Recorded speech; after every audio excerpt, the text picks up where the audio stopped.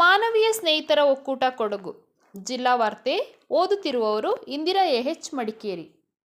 ಮಡಿಕೇರಿ ನಗರದ ಜನರಲ್ ತಿಮ್ಮಯ್ಯ ಜಿಲ್ಲಾ ಕ್ರೀಡಾಂಗಣದಲ್ಲಿ 9 ಕೋಟಿ ರೂಪಾಯಿ ವೆಚ್ಚದಲ್ಲಿ ಸಿಂಥೆಟಿಕ್ ಅಥ್ಲೆಟಿಕ್ ಟ್ರ್ಯಾಕ್ ನಿರ್ಮಾಣಕ್ಕೆ ಸರ್ಕಾರದಿಂದ ಮಂಜೂರಾತಿ ದೊರೆತಿದ್ದು, ಈಗಾಗಲೇ 20 ಲಕ್ಷ ರೂಪಾಯಿ ಬಿಡುಗಡೆಯಾಗಿದೆ ಎಂದು ಶಾಸಕರಾದ ಡಾ ಮಂತರ್ಗೌಡ ಅವರು ತಿಳಿಸಿದ್ದಾರೆ. ಜಿಲ್ಲಾಡಳಿತ, ಜಿಲ್ಲಾ ಪಂಚಾಯತ್, ಯುವ ಸಬಲೀಕರಣ ಮತ್ತು ಕ್ರೀಡಾ ಇಲಾಖೆ, ರಾಜ್ಯ ಸರ್ಕಾರಿ ನೌಕರರ ಸಂಘ, ಜಿಲ್ಲಾ ಶಾಖೆ ಇವರ ಸಂಯುಕ್ತ ಆಶ್ರಯದಲ್ಲಿ ನಗರದ ಜನರಲ್ ತಿಮ್ಮಯ್ಯ ಜಿಲ್ಲಾ ಕ್ರೀಡಾಂಗಣದಲ್ಲಿ ಕೊಡಗು ಜಿಲ್ಲಾ ಮಟ್ಟದ ರಾಜ್ಯ ಸರ್ಕಾರಿ ನೌಕರರ ಕ್ರೀಡಾಕೂಟ ಸಾಂಸ್ಕೃತಿಕ ಸ್ಪರ್ಧೆಗೆ ಚಾಲನೆ ನೀಡಿ ಅವರು ಮಾತನಾಡಿದರು. ಹಾಗೆಯೇ ಜಿಲ್ಲಾ ಕ್ರೀಡಾಂಗಣದಲ್ಲಿ ಮಿನಿ ಒಳಾಂಗಣ ಸೆಮಿ ಇಂಡೋರ್ ಸಿಂಥೆಟಿಕ್ ಬಾಸ್ಕೆಟ್ಬಾಲ್ ಅಂಕಣ ನಿರ್ಮಾಣಕ್ಕೆ ಸರ್ಕಾರದಿಂದ 150 ಲಕ್ಷ ರೂಪಾಯಿ ವೆಚ್ಚಕ್ಕೆ ಅನುಮೋದನೆ ದೊರೆತಿದ್ದು, ಈಗಾಗಲೇ 20 ಲಕ್ಷ ರೂಪಾಯಿ ಬಿಡುಗಡೆಯಾಗಿದೆ ಎಂದು ಶಾಸಕರು ವಿವರಿಸಿದರು. ಸರ್ಕಾರ ಕ್ರೀಡೆಗೆ ಹೆಚ್ಚಿನ ಉತ್ತೇಜನ ನೀಡಿದ್ದು, ಕ್ರೀಡಾ ಕ್ಷೇತ್ರದಲ್ಲಿ ಹೆಸರುವಾಸಿಯಾಗಿರುವ ಕೊಡಗು ಜಿಲ್ಲೆ ಕ್ರೀಡೆಯಲ್ಲಿ ಮತ್ತಷ್ಟು ಹೆಚ್ಚಿನ ಸಾಧನೆ ಮಾಡುವಂತಾಗಬೇಕು ಎಂದು ಸಲಹೆ ಮಾಡಿದರು. ರಾಜ್ಯ ಸರ್ಕಾರಿ ನೌಕರರ ಭವನ ನಿರ್ಮಾಣಕ್ಕೆ ಈಗಾಗಲೇ ಜಾಗ ಗುರುತಿಸಲಾಗಿದ್ದು, ಮುಖ್ಯಮಂತ್ರಿ ಅವರ ವಿಶೇಷ ಅನುದಾನ ಅಥವಾ ಶಾಸಕರ ನಿಧಿಯಿಂದ ಅನುದಾನ ಬಿಡುಗಡೆ ಮಾಡಿಸಿ ಪ್ರಸಕ್ತ ವರ್ಷವೇ ಭೂಮಿ ಪೂಜೆ ನೆರವೇರಿಸಲಾಗುವುದು ಎಂದು ಡಾ ಮಂತರ್ಗೌಡ ಅವರು ಹೇಳಿದರು. ಮಹಿಳಾ ಮತ್ತು ಮಕ್ಕಳ ಅಭಿವೃದ್ಧಿ ಸಚಿವೆ ಲಕ್ಷ್ಮೀ ಹೆಬ್ಬಾಳ್ಕರ್ ಅವರು ಫೆಬ್ರವರಿ ಮತ್ತು ಮಾರ್ಚ್ ತಿಂಗಳ ಗೃಹಲಕ್ಷ್ಮಿ ಯೋಜನೆಯ ಹಣವನ್ನು ಶೀಘ್ರದಲ್ಲೇ ಫಲಾನುಭವಿಗಳ ಖಾತೆಗೆ ಜಮಾ ಮಾಡಲಾಗುವುದು ಎಂದು ತಿಳಿಸಿದ್ದಾರೆ. ಅನರ್ಹ ರೇಷನ್ ಕಾರ್ಡ್ ರದ್ದಾದ ಕಾರಣ ಕೆಲವರಿಗೆ ಹಣ ಸಂದಾಯವಾಗಿಲ್ಲ. ಆಹಾರ ಇಲಾಖೆಯಿಂದ ಹೊಸ ದತ್ತಾಂಶ ಬಂದ ತಕ್ಷಣ ಅವರಿಗೂ ಹಣ ಬಿಡುಗಡೆ ಆಗಲಿದೆ. ಗೃಹಲಕ್ಷ್ಮಿ ಸಹಕಾರ ಸಂಘಕ್ಕೆ ಸದಸ್ಯರಾದವರು ತಿಂಗಳಿಗೆ 200 ರೂಪಾಯಿ ಕಟ್ಟಬೇಕು. ಅಕ್ಕ ಪಡೆ ಎಂಬ ಹೊಸ ಯೋಜನೆಯನ್ನು ಆರಂಭಿಸಲಾಗಿದೆ.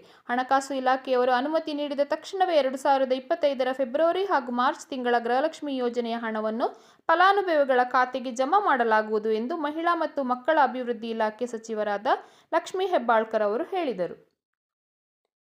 ಕೊಡಗು ವಿದ್ಯಾ ಇಲಾಖಾ ನೌಕರರ ಪತ್ತಿನ ಸೌಹಾರ್ದ ಸಹಕಾರಿ ಸಂಘ ನಿಯಮಿತದ ಶತಮಾನೋತ್ಸವ ಸಮಾರಂಭ ಜನವರಿ 11ರಂದು ಮಡಿಕೇರಿಯ ಗೌಡ ಸಮಾಜದಲ್ಲಿ ನಡೆಯಲಿದೆ. ಅಂದು ಶಿಕ್ಷಣ ಸಚಿವ ಮಧು ಬಂಗಾರಪ್ಪ ಅವರು ಶತಸಂಭ್ರಮ ಭವನ ನಿರ್ಮಾಣ ಕಾರ್ಯಕ್ಕೆ ಶಂಕುಸ್ಥಾಪನೆ ನೆರವೇರಿಸಲಿದ್ದಾರೆ ಎಂದು ಸಂಘದ ಅಧ್ಯಕ್ಷ ಎಚ್ ಚೇತನ್ ತಿಳಿಸಿದರು. ಸುದ್ದಿಗೋಷ್ಠಿಯಲ್ಲಿ ಮಾಹಿತಿ ನೀಡಿದ ಅವರು, ತಮ್ಮ ಅಧ್ಯಕ್ಷತೆಯಲ್ಲಿ ಬೆಳಗ್ಗೆ 10:30 ಗಂಟೆಗೆ ನಡೆಯುವ ಸಭಾ ಕಾರ್ಯಕ್ರಮವನ್ನು ಮುಖ್ಯಮಂತ್ರಿಗಳ ಕಾನೂನು ಸಲಹೆಗಾರ ಹಾಗೂ ವಿರಾಜಪೇಟೆ ವಿಧಾನಸಭಾ ಕ್ಷೇತ್ರದ ಶಾಸಕ ಎಸ್ ಪೊನ್ನಣ್ಣ ಅವರು ಉದ್ಘಾಟಿಸಲಿದ್ದಾರೆ. ಬೆಳಗ್ಗೆ 9:30 ಗಂಟೆಗೆ ಗುರುಸದನದಲ್ಲಿ ಶಿಕ್ಷಣ ಸಚಿವ ಮಧು ಬಂಗಾರಪ್ಪ ಅವರು ಶತಸಂಭ್ರಮ ಭವನ ನಿರ್ಮಾಣಕ್ಕೆ ಭೂಮಿ ಪೂಜೆ ನೆರವೇರಿಸಲಿದ್ದಾರೆ. ಉದ್ದೇಶಿತ ಶತಸಂಭ್ರಮ ಕಟ್ಟಡದ ನಕಾಶೆಯನ್ನು ಕೊಡಗು ಮೈಸೂರು ಲೋಕಸಭಾ ಕ್ಷೇತ್ರದ ಸಂಸದ ಯದುವೀರ ಕೃಷ್ಣದತ್ತ ಚಾಮರಾಜ ಒಡೆಯರ್ ಅನಾವರಣಗೊಳಿಸಲಿದ್ದಾರೆ ಎಂದು ತಿಳಿಸಿದರು. ನಾಲ್ನಾಡ್ ವ್ಯಾಪ್ತಿಯ ಬಲ್ಲಮಾವಟಿ, ನಾಪೋಕ್ಲು, ಕಕ್ಕಬ್ಬೆ, ಕುಂಜಿಲ, ಎಮ್ಮೆಮಾಡು ಗ್ರಾಮ ಪಂಚಾಯಿತಿಯ ಗ್ರಾಮಗಳಿಗೆ ಅಂತರ ಗ್ರಾಮ ಹಾಕಿ ಪಂದ್ಯಾವಳಿ ಮತ್ತು ಹಗ್ಗ ಜಗ್ಗಾಟ ಸ್ಪರ್ಧೆ ಮಾರ್ಚ್ 29ರಿಂದ ಹಮ್ಮಿಕೊಳ್ಳಲಾಗಿದೆ ಎಂದು ಕ್ರೀಡಾಕೂಟ ಸಂಚಾಲಕ ಅಪ್ಪಚೆಟ್ಟೋಳಂಡ ಮನು ಮುತ್ತಪ್ಪ ತಿಳಿಸಿದ್ದಾರೆ. ಬಲ್ಲಮಾವಟಿಯ ನಾಲ್ನಾಡ್ ಹಾಕಿ ಕ್ಲಬ್ ವತಿಯಿಂದ 13ನೇ ವರ್ಷದ ಪಂದ್ಯಾಟ ಇದಾಗಿದ್ದು 5 ದಿನಗಳ ಕಾಲ ನಡೆಯಲಿದೆ. ಅಂದು ಮಹಿಳೆಯರಿಗೆ ಅಂತರ್ಗ್ರಾಮ ಮಟ್ಟದ ಹಗ್ಗ ಜಗ್ಗಾಟ ಪಂದ್ಯಾಟ ನಡೆಯಲಿದೆ. ಜೊತೆಗೆ ನಾಲ್ನಾಡು ವ್ಯಾಪ್ತಿಯ ಪ್ರೌಢಶಾಲಾ ಮಕ್ಕಳಿಗೆ ಅಂತರ್ಶಾಲಾ ಮಟ್ಟದ ಹಾಕಿ ಪಂದ್ಯಾವಳಿ ಹಮ್ಮಿಕೊಳ್ಳಲಾಗಿದೆ ಎಂದು ತಿಳಿಸಿದ್ದಾರೆ. Coorg table tennis youth association ವತಿಯಿಂದ ಜಿಲ್ಲಾ ಮಟ್ಟದ ಟೇಬಲ್ ಟೆನಿಸ್ ಕೂರ್ಗ್ ಚಾಂಪಿಯನ್ಶಿಪ್ 2026 ಪಂದ್ಯಾವಳಿ ಜನವರಿ 16, 17 ಹಾಗೂ 18ರಂದು ನಡೆಯಲಿದೆ ಎಂದು ಅಸೋಸಿಯೇಷನ್ ಅಧ್ಯಕ್ಷ ಮಲ್ಲೆಂಗಡ ರಚನ್ ಪೊನ್ನಪ್ಪ ತಿಳಿಸಿದರು.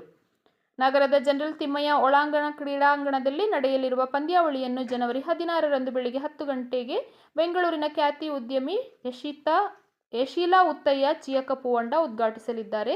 ಮುಖ್ಯ ಅತಿಥಿಗಳಾಗಿ ಕೊಡಗು ಯುವ ಸಬಲೀಕರಣ ಮತ್ತು ಕ್ರೀಡಾ ಇಲಾಖೆಯ ಸಹಾಯಕ ನಿರ್ದೇಶಕರಾದ ವಿಸ್ಮಯ್ ಚಕ್ರವರ್ತಿ, ಕೊಡಗು ವೈದ್ಯಕೀಯ ಕಾಲೇಜಿನ ನಿವೃತ್ತ ಮುಖ್ಯ ಆಡಳಿತಾಧಿಕಾರಿ ಬಿದ್ದಾಟಂಡ ಮೇರಿ ಚಿಟ್ಟಿಯಪ್ಪ ಹಾಗೂ ಕೊಡಗು ವಿದ್ಯಾಲಯದ ಪ್ರಾಂಶುಪಾಲರಾದ ಕೆಎಸ್ ಸುಮಿತ್ರಾ ಪಾಲ್ಗೊಳ್ಳಲಿದ್ದಾರೆ ಎಂದು ತಿಳಿಸಿದರು. ಕೊಡಗು ಜಿಲ್ಲಾ ಆರೋಗ್ಯ ನಿರೀಕ್ಷಣಾಧಿಕಾರಿಗಳ ಸಂಘದ ವತಿಯಿಂದ 5ನೇ ವರ್ಷದ ವಾರ್ಷಿಕೋತ್ಸವ ಹಾಗೂ 2026ನೇ ಸಾಲಿನ ಕ್ಯಾಲೆಂಡರ್ ಬಿಡುಗಡೆ ಕಾರ್ಯಕ್ರಮ ಮಡಿಕೇರಿಯ ಆರೋಗ್ಯ ಕಚೇರಿಯಲ್ಲಿ ನಡೆಯಿತು. ಕಾರ್ಯಕ್ರಮವನ್ನು ಜಿಲ್ಲಾ ಆರೋಗ್ಯ ಮತ್ತು ಕುಟುಂಬ ಕಲ್ಯಾಣಾಧಿಕಾರಿ ಡಾ ಸತೀಶ್ ಕುಮಾರ್ ಕೆಎಂ ಅವರು ಗಿಡಕ್ಕೆ ನೀರು ಹಾಕುವ ಮೂಲಕ ಉದ್ಘಾಟಿಸಿ ಮಾತನಾಡುತ್ತಾ, ಇಲಾಖೆಯಲ್ಲಿ ಆರೋಗ್ಯ ನಿರೀಕ್ಷಣಾಧಿಕಾರಿಗಳು ಬಹಳ ಅಗತ್ಯವಿದ್ದು, ಇವರಿಂದಲೇ ಸಾಂಕ್ರಾಮಿಕ ರೋಗಗಳು ನಿರ್ಮೂಲನೆ ಮತ್ತು ನಿಯಂತ್ರಣಕ್ಕೆ ಬಂದಿರುವುದು ಶ್ಲಾಘನೀಯವೆಂದರು. ತಮ್ಮ ವೃತ್ತಿಗೆ ಚ್ಯುತಿ ಬರದಂತೆ ಕರ್ತವ್ಯ ನಿರ್ವಹಿಸುವ ಮೂಲಕ ಸಂಘಟನೆ ಬೆಳೆಸಿಕೊಂಡು ಹೋಗುವಂತೆ ತಿಳಿಸಿದರು. ಚೇನಂಡ ಕುಟುಂಬಸ್ಥರು ಆಯೋಜಿಸಿದ ಜಿಲ್ಲಾ ಮಟ್ಟದ ಪ್ರಾಥಮಿಕ ಶಾಲಾ ವಿಭಾಗ ಮಟ್ಟದ ಹಾಕಿ ಪಂದ್ಯಾವಳಿಯಲ್ಲಿ ಕಕ್ಕಬ್ಬೆ ಕೇಂದ್ರ ಪ್ರಾಥಮಿಕ ಆಂಗ್ಲ ಮಾಧ್ಯಮ ಶಾಲೆಯ ವಿದ್ಯಾರ್ಥಿಗಳು ಪಾಲ್ಗೊಂಡು ಪ್ರಶಸ್ತಿಯನ್ನು ಪಡೆದುಕೊಂಡಿದ್ದಾರೆ.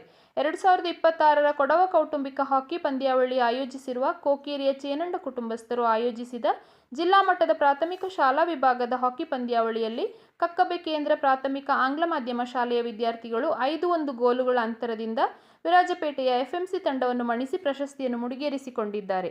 ವಿದ್ಯಾರ್ಥಿಗಳ ಸಾಧನೆಗೆ ಶಾಲೆಯ ಆಡಳಿತ ಮಂಡಳಿ ಹಾಗೂ ಶಿಕ್ಷಕ ವೃಂದ ಅಭಿನಂದನೆ ಸಲ್ಲಿಸಿದ್ದಾರೆ. ದೆಹಲಿಯಲ್ಲಿ ನಡೆಯಲಿರುವ ಗಣರಾಜ್ಯೋತ್ಸವ ಪಥಸಂಚಲನದಲ್ಲಿ ಭಾಗವಹಿಸಲು ಜಿಲ್ಲೆಯ ಟಿ-ಶೆಟ್ಟಿಗೇರಿಯ ವೃಂದಾ ಬೋಜಮ್ಮ ಎಂ ಅವರು ಆಯ್ಕೆಯಾಗಿದ್ದಾರೆ. ಉತ್ತರಾಖಂಡ್ ಡೆಹ್ರಾಡೂನ್ ಇನ್ಸ್ಟಿಟ್ಯೂಟ್ ಆಫ್ ಟೆಕ್ನಾಲಜಿಯಲ್ಲಿ ಇಂಜಿನಿಯರಿಂಗ್ ಪದವಿ ಪಡೆಯುತ್ತಿರುವ ವೃಂದಾ ಬೋಜಮ್ಮ ಅವರು ಜನವರಿ 26ರಂದು ದೆಹಲಿಯಲ್ಲಿ ನಡೆಯಲಿರುವ ಗಣರಾಜ್ಯೋತ್ಸವ ಪಥಸಂಚಲನದಲ್ಲಿ ಭಾಗವಹಿಸಲಿದ್ದಾರೆ. ವೃಂದಾ ಬೋಜಮ್ಮ ಅವರು ಟಿ-ಶೆಟ್ಟಿಗೇರಿಯ ಮುಕ್ಕಾಟಿರ ನಂದಾ ಮುತ್ತಣ್ಣ ಹಾಗೂ ಸುಮಿತ್ರಾ ಅವರ ಪುತ್ರಿಯಾಗಿದ್ದಾಳೆ. ಮೈಸೂರಿನಿಂದ ಮಂಗಳೂರಿಗೆ ಹೋಗುತ್ತಿದ್ದ ಲಾರಿ ಮಡಿಕೇರಿ ಸಮೀಪದ ದೇವರಕೊಲ್ಲಿಯ ಬಳಿ ಇಂದು ಬೆಳಿಗ್ಗೆ 6 ಗಂಟೆಗೆ ಬೆಂಕಿಗೆ ಆಹುತಿಯಾದ ಘಟನೆ ನಡೆದಿದೆ. ಸ್ಥಳಕ್ಕೆ ಮಡಿಕೇರಿ ಅಗ್ನಿಶಾಮಕ ಸಿಬ್ಬಂದಿ ಭೇಟಿ ನೀಡಿ ಪರಿಶೀಲನೆ ನಡೆಸಿದ್ದು, ಹಸ್ಕ್ ತುಂಬಿಸಿಕೊಂಡು ಹೋಗುತ್ತಿದ್ದ ಲಾರಿ ಬೆಂಕಿಗೆ ಆಹುತಿಯಾಗಿದ್ದು ಯಾವುದೇ ಅನಾಹುತ ಸಂಭವಿಸಿಲ್ಲ ಎಂದು ತಿಳಿದುಬಂದಿದೆ. ಇಲ್ಲಿಗೆ ಜಿಲ್ಲಾ ವಾರ್ತೆ ಮುಕ್ತಾಯವಾಯಿತು.